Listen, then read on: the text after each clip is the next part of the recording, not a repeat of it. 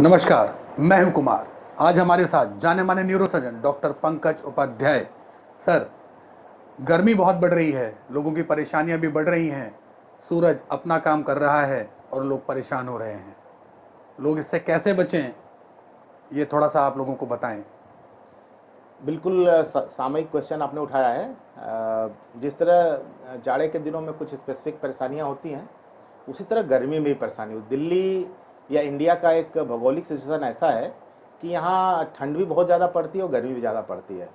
कल का टेम्परेचर ही 47.8 तक दिल्ली में रिकॉर्ड किया गया, जो कि काफ़ी दिनों बाद टूटा है। 22 मई को 2022 को इतना ज़्यादा मई में गर्मी पड़ी थी, वो उसका रिकॉर्ड टूटा।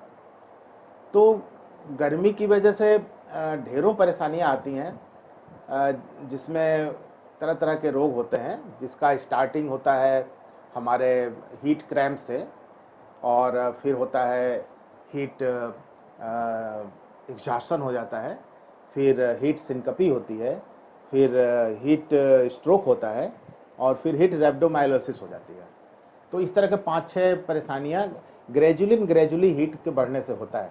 शुरुआत में क्या होता है, जब हीट क्रैम्प्स होते हैं, तो जब ऐसे मरीजों को होते हैं जो गर्मी में काम कर रहे हैं और इनकी एक्टिविटी हो रही है, तो वो बहुत ज़्यादा उनको स्वेटिंग होती है और उसमें सॉल्ट का लॉस होता है। तो इसकी वजह से उनको क्रैम्प्स होते हैं। पहले हाथ में क्रैम्प्स होते हैं और पैरों में क्रैम्प्स होते हैं, और आपने देखा होगा स्पोर्ट्समैन को अर्ली स्टेज में ऐसे ही क्रैम्प्स होते हैं। इवन एब्डोमिनल क्रैम्प्स भी हो सकते हैं। तो अगर इस स्टेज में अगर इसको डिटेक्ट नहीं किया गया और हीट का एक्सपोजर बढ़ता रहा है या हीट और ज़्यादा हो गया, तो हीट सिनकपी भी हो जाती है, क्योंकि प्रोफ्यूज स्वेटिंग की वजह से बॉडी फ्लूइड्स की कमी हो जाती है शरीर में, और सॉल्ट की कमी हो जाती है। तो हीट स्ट्रोक में क्या होता है कि ब्लड प्रेशर कम होने की वजह से पेशेंट को डिजीनेस होता है, इवन वो गिर भी जाता है ज़मीन पे। और अब भी अगर इसको मरीज को का इलाज नहीं किया गया, मरीज को प्रॉपर थेरेपी नहीं मिली, तो वो नेक्स्ट स्टेज में चला जाता है, जिसको हीट एग्जॉशन बोलते हैं, जिसमें प्रोफ्यूज स्वेटिंग होती है मरीज को, बहुत ज़्यादा सॉल्ट का नुकसान होता है, और उसका टेम्परेचर बढ़ जाता है, उसको कन्फ्यूजन भी होता है, नाउजिया होने लगता है, वोमिटिंग होने लगती है, यूरिन आउटपुट कम हो जाता है, और कन्फ्यूजन के स्टेज में चला जाता है। ये भी नहीं ट्रीट किया गया तो पेशेंट को फिर हीट स्ट्रोक हो जाता है। हीट स्ट्रोक में क्या होता है, बहुत ज़बरदस्त बॉडी में फ्लूइड्स और साल्ट का नुकसान हो जाता है, बहुत ज़बरदस्त स्वेटिंग होती है, जिसकी वजह से मरीज़ को कन्फ्यूजन हो जाता है, कन्फ्यूजन होने लगता है दिमाग में, उसको दौरे पड़ जाते हैं इन्हीं की वजह से, और इवन वो फेटल भी हो सकता है, बेहोश भी हो जाता है, वो गिर जाता है, बेहोश हो जाता है, और वो फेटल हो सकता है अगर इसका इलाज नहीं किया गया। इसी में एक स्टेज और आता है, जिसमें अगर मरीज़ को प्रॉपर हेल्प नहीं मिली, तो उसकी मसल्स की नेक्रोसिस होने लगती है, वो सड़ने लग जाती हैं और टूटने लग जाती है, ब्रेक डाउन होने लगता है, जिसको हीट रेब्डोमायोसिस कहते हैं। उसमें क्या होता है कि मसल्स टूट टूट के पूरे ब्लड में उसकी प्रोटीन्स, उसके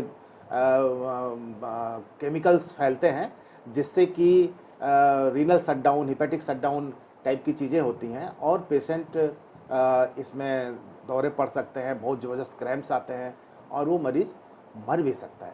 इसलिए टाइमली डिटेक्शन बहुत ज़रूरी है, और टाइमली ट्रीटमेंट भी बहुत ज़रूरी है।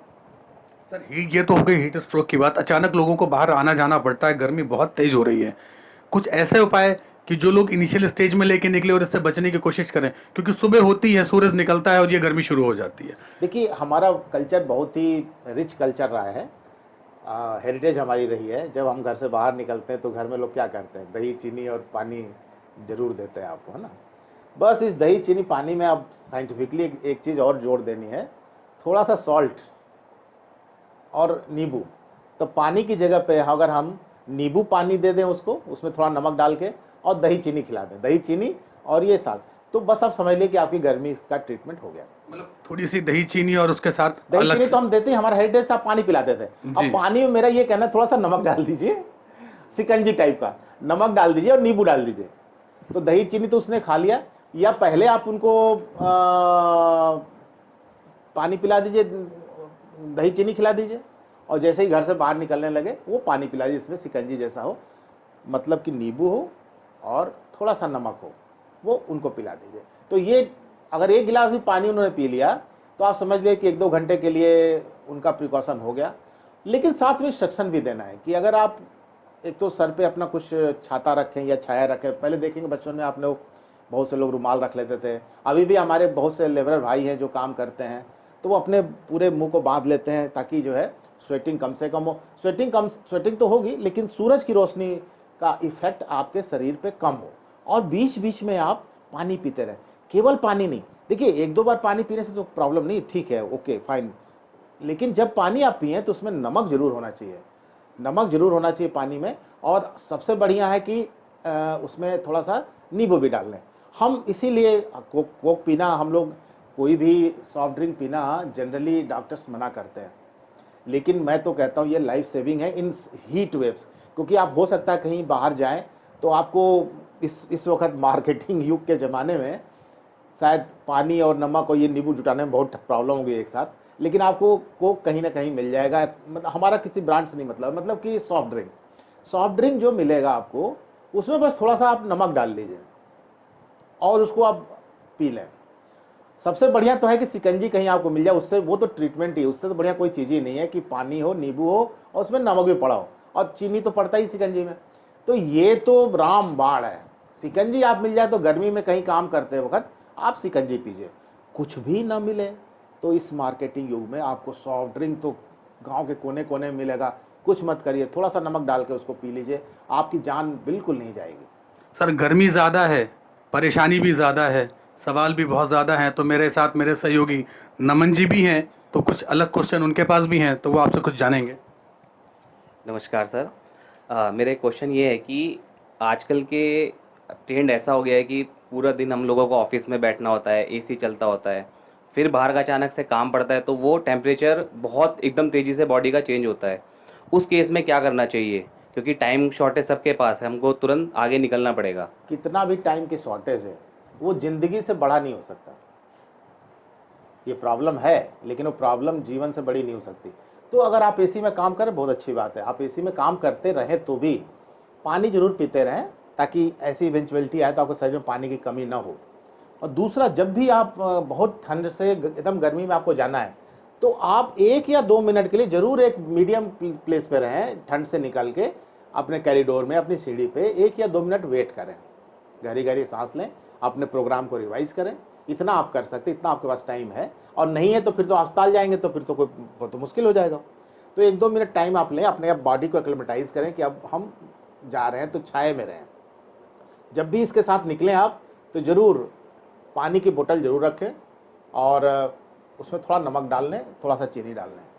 और अगर बहुत ही अलर्ट आप हैं तब तो एक नींबू भी पॉकेट में रखें, कोई बात नहीं है, 1-1.5 घंटे बाद।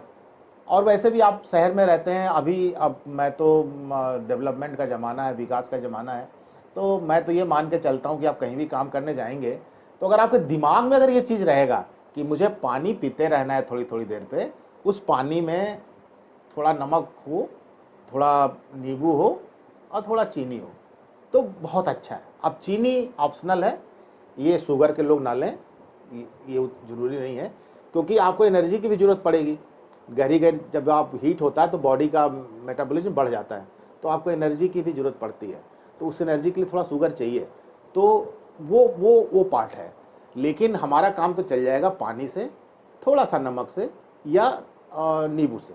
तो shikanji is the best answer. Diabetes लोग शुगर ना लें। आपका कहना है कि चीनी, नींबू, नमक इस सीज़न के लिए ही रामबाण है ये।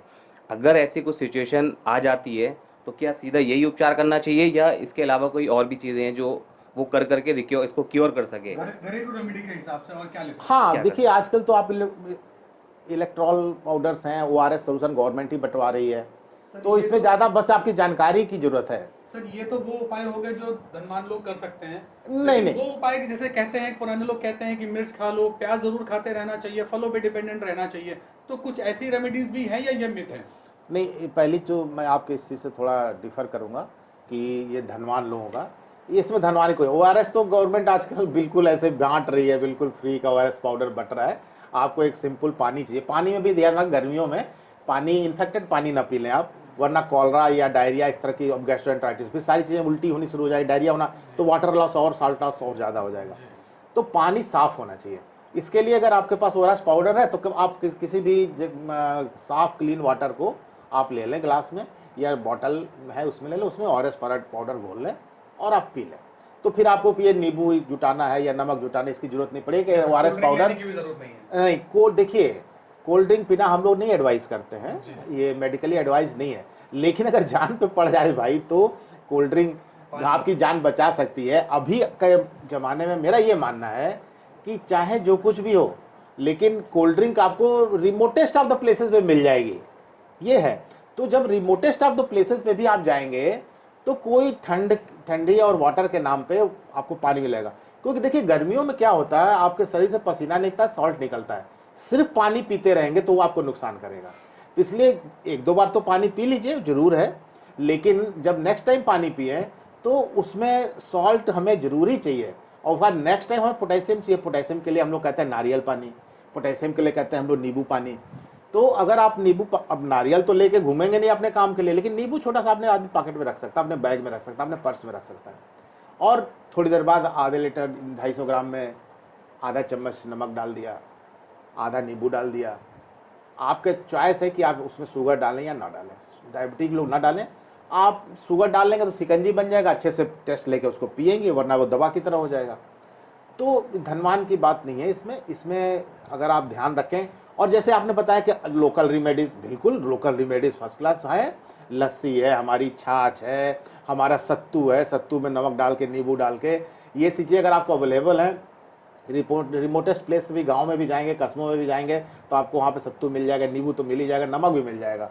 तो हमारा डिपेंडेंट किसी वाटर बॉटल या इस पे नहीं है। पानी लेकिन साफ़ होना चाहिए।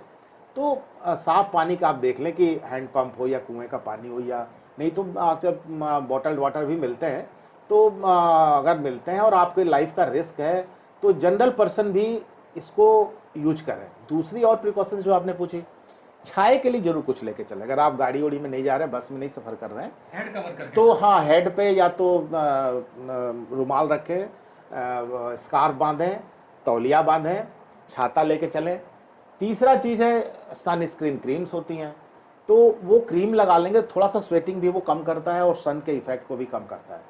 तो बर्न भी नहीं होता आपके चेहरे। आप देखेंगे गर्मियों के बाद का ज़्यादा जो लोग आउटडोर काम करते हैं उनका रंग सांवला हो जाता है।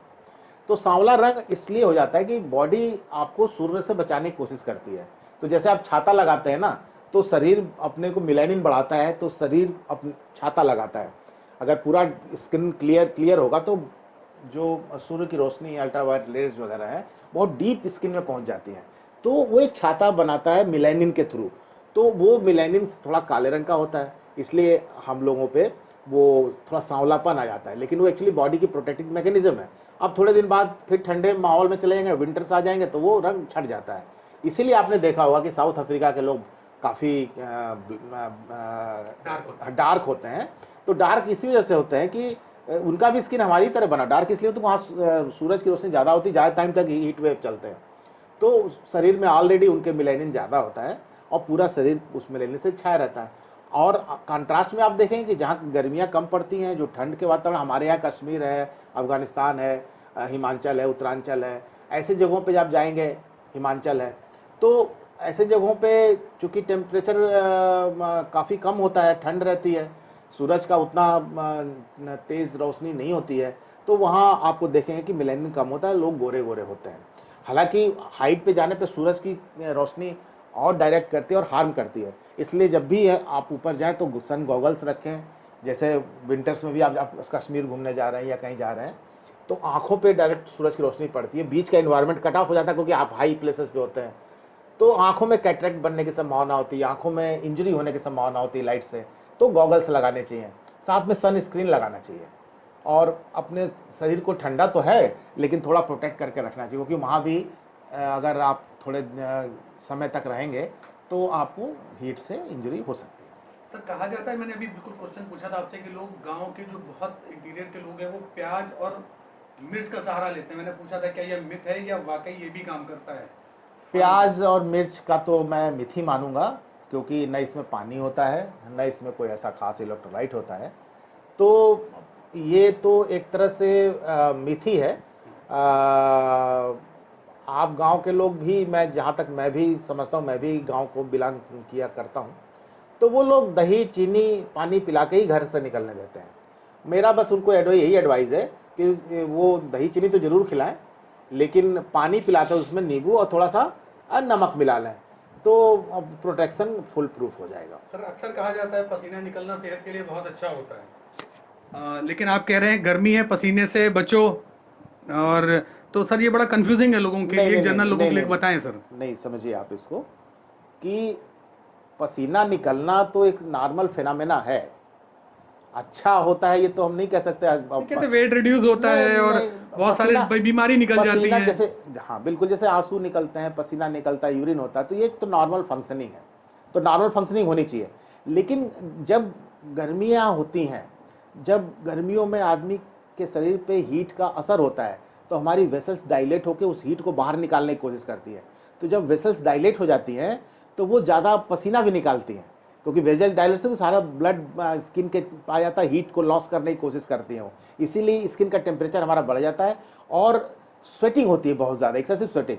अब क्या होता है कि जब वेसल्स डायलेट हो गई तो फायदे के लिए तो डायलेट हुई, फिजियोलॉजिकली आपको हेल्प करने के लिए, लेकिन अगर आपने उस बीच में, उस कंपनसेशन के बीच में अपने आप को सेफ गार्ड नहीं किया, तो यही डायलेटेड वेसल्स और एक्सेसिव स्वेटिंग आपको फिर इंजुरी कर रही है, क्योंकि अब हीट डायलेटेड वेसल्स में पड़ रही है तो ज़्यादा हीट एब्जॉर्ब करेगी, और स्वेटिंग जो हो रहा है वो आपके अंदर के पानी को काफ़ी कम कर रहा है।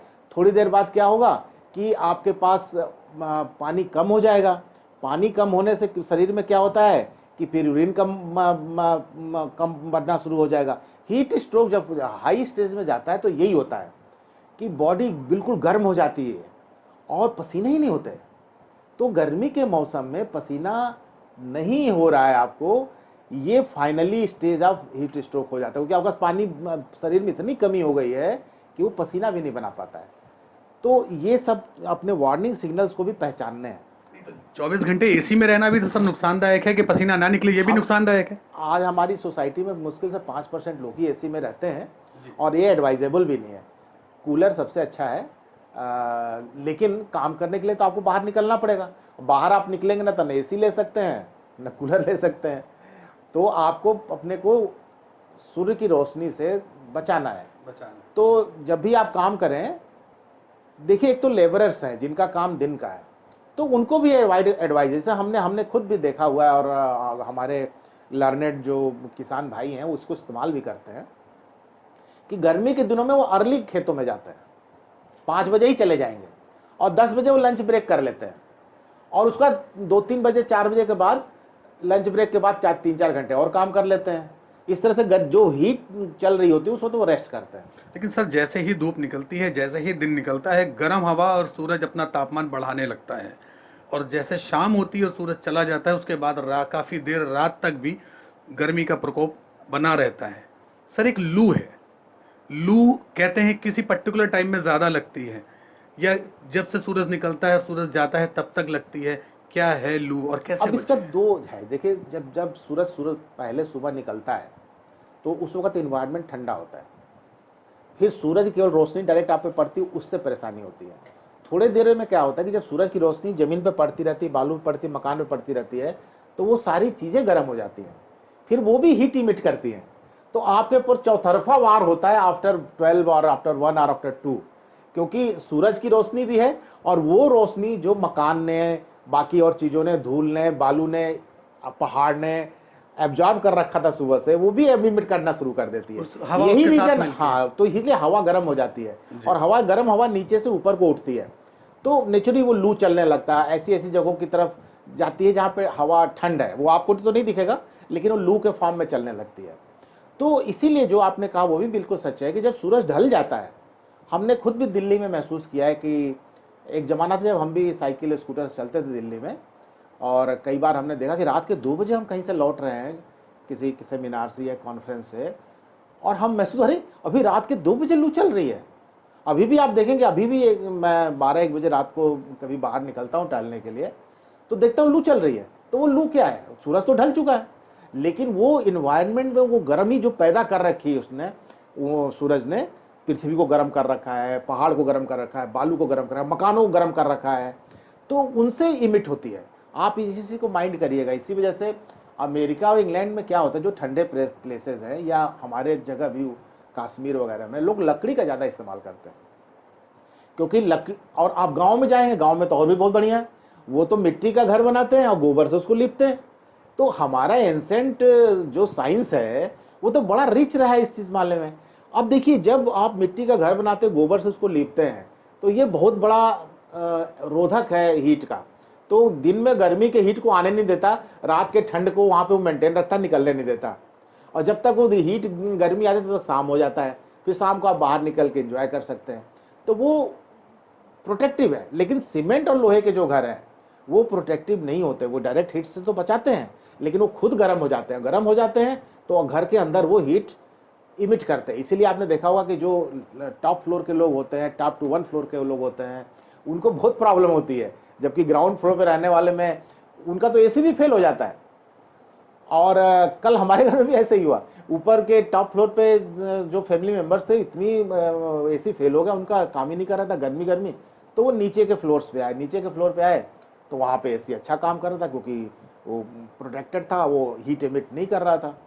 तो हमारा इसीलिए बहुत से जगहों पे जहाँ बहुत ज़्यादा ठंड है, बहुत ज़्यादा गर्म पड़ता है, वहाँ पर वो लोग लकड़ियों के घर बनाते हैं।